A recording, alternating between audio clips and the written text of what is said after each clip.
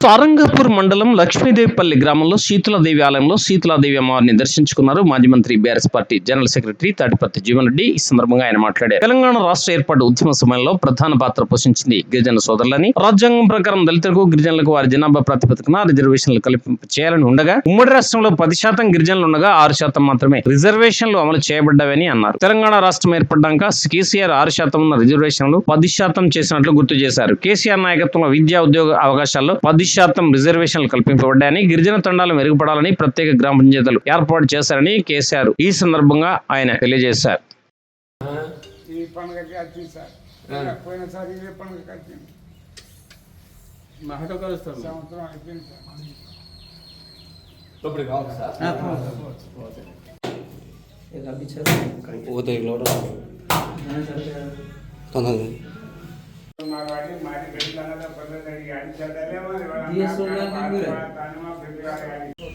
తెలంగాణ రాష్ట్ర ఏర్పాటు ఉద్యమంలో ప్రధాన పాత్ర పోషించింది మా గిరిజన సోదరులు తండాలని చెప్పక తప్పదని అంటుండే. అవి లంబాడి తండాలే కానీ ఆదివాసీ తండాలే కానీ ఇక్కడ వాస్తవంగా ఇలా రాజ్యాంగ పరంగా వీళ్ళ గిరిజనులకు ఏ విధంగానైతే దళితులకు వారి జనాభా ప్రాతిపదికన రిజర్వేషన్ సౌకర్యాలు కల్పింప చేయాలని ఉండగా, గిరిజనులు వాళ్ళ జనాభా 10% ఉంటే ఉమ్మడి రాష్ట్రంలో కేవలం 6% మాత్రమే రిజర్వేషన్ అమలు చేయబడ్డది.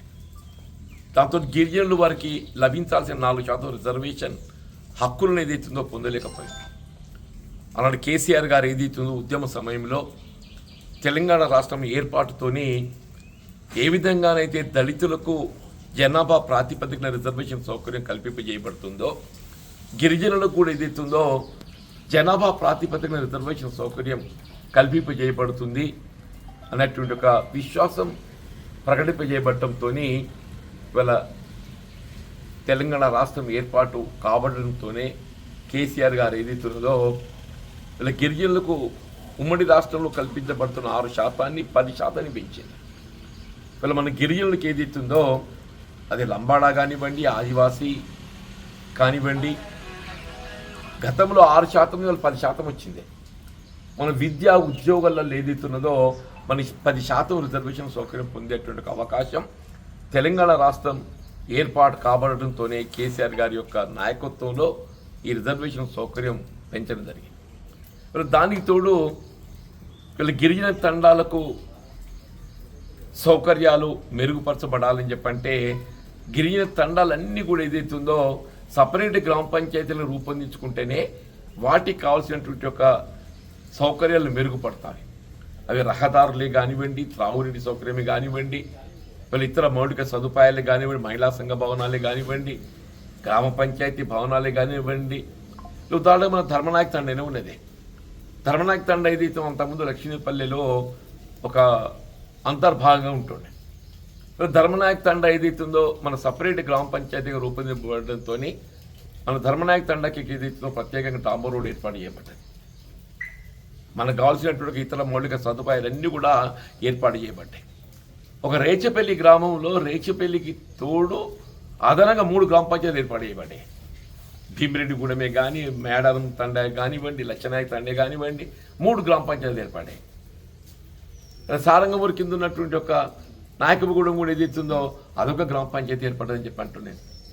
ఇట్లా అంటే మొత్తం రాష్ట్రం లోపల గిరిజన తండాలన్నీ కూడా సపరేట్ గ్రామ పంచాయతీలు ఏర్పాటు చేయబడటంతో ఇవాళ వారికి కావాల్సిన మౌలిక సదుపాయాల కల్పన, త్రాగునీటి సౌకర్యం, పారిశుద్ధ్యం, విద్యుత్తు ఈకరణ ఇవన్నీ కూడా సౌకర్యాలు మెరుగైనవి.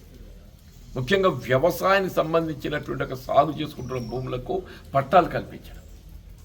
మళ్ళీ ఇప్పటికి కూడా ఆనాడు ఈ అటవీ హక్కుల చట్టం కింద కొంత మేరకు ఉమ్మడి రాష్ట్రంలో అప్పుడు రాజశేఖర రెడ్డి గారు ముఖ్యమంత్రిగా పట్టాలు కల్పించారు. తదుపరి కాలం లోపల ఏదైతుందో ఇవాళ అది కొంత జాప్యం కావటము, ఇవాళ మన ప్రాంతంలో చాలా వరకు సాగు చేసుకుంటున్నట్టుగా భూములకు పట్టాలు లేకపోవడంతో మనం రైతు బంధు పొందలేకపోతున్నాం, రైతు బీమా పొందలేకుండా పోతున్నాం. ఏ విధమైనటువంటి ఒక ప్రభుత్వం అందింపజేసేటువంటి ఒక సౌకర్యం ఇప్పుడు ఏమైపోయిందంటే చివరిగా యూరియా దొరకాలని కూడా తిప్పలకు వచ్చింది. నేను మొన్న ఆలియానాయక్ తండవేనా మన తోటలో పోయి ఆలియానాయక్ తండవేయండి పాపం వాళ్ళైతే 100 ఎకరాలు ఏదైతే సాగు చేసుకుంటుండ్రో వాళ్ళ గతంలో ఉమ్మడి రాష్ట్రంలో పట్టాదారు పాస్బుక్లు తొక్క పుస్తకాలు ఉన్నాయి. ఇప్పుడు పట్టాదారు పాస్బుక్ లేకపోవడంతో అవుతుందో వాళ్ళకి రైతు బీమా లేదు, రైతు బంధు లేదు, చివరికి యూరియా కూడా లేదే. ఇప్పుడు మన గణేష్ పల్లి లేదు పాప ఉండేనా, వాళ్ళ పరిస్థితి కూడా అంతే అని చెప్పి అంటున్నా. కానీ జగన్నాథ్పూరే కానీ అక్కడ బోర్నపల్లి కానీ రంగసాగరే కానీ చాలా తండాలలో ఏదైతే ఉందో ఇవాళ పట్టాలు పూర్తి అందింపజేయకపోతే కొంత ఇబ్బందులు ఎదుర్కొంటున్నాయి. వాళ్ళు నేనేమంటున్నా, ప్రభుత్వం ఏదైనా కానీ గిరిజనులకు వారికి లభించాల్సిన హక్కులు పూర్తి స్థాయిలో కల్పింపజేయబడాల్సిన ఒక బాధ్యత ప్రభుత్వం మీద ఉన్నది. వీళ్ళ కేసీఆర్ గారు ఏదైతున్నదో ప్రత్యేకంగా తెలంగాణ రాష్ట్ర ఏర్పాటు ఉద్యమానికి వీళ్ళ గిరిజనులు ఏదైతుందో ఒక విధంగా తోడు నిలిచిందో వారు కూడా నాంది పలికిందని చెప్పండి. ఇలా శీతలామాత భవానీ అమ్మవారి యొక్క దయతోనే ఏదైతుందో తప్పకుండా రాబోయే కాలం లోపల మన గిరిజనుల హక్కులకు సంబంధించి ఇటు బీఆర్ఎస్ పార్టీ కేసీఆర్ గారి యొక్క నాయకత్వం మళ్ళీ మనకి ఏదైతుందో రాష్ట్రంలో ఏర్పాటు కాబట్టంతో అన్ని సౌకర్యాలు కల్పింపజేయబడతామని భావిస్తున్నాం. ఏదైనా ఈరోజు మరి ఇక్కడ లక్షడిపేట కేటీఆర్ గారి యొక్క కార్యక్రమం ఉండడంతో ముందస్తు రావడం జరిగింది. ఆ అమ్మవారి శీతల భావన అమ్మవారి దీవెనలు పొందుదామని చెప్పని దీనికి తోడు నిలిచినటువంటి ఒక మా బంజారా సోదరులకు అందరికీ కూడా ఇంకా మా ఇతర ప్రజాప్రతినిధులు బీఆర్ఎస్ నాయకులకు అందరికీ నేను హృదయపూర్వకంగా ధన్యవాదాలు చెప్తూ సెలవు తీసుకుంటున్నాను. జై హింద్.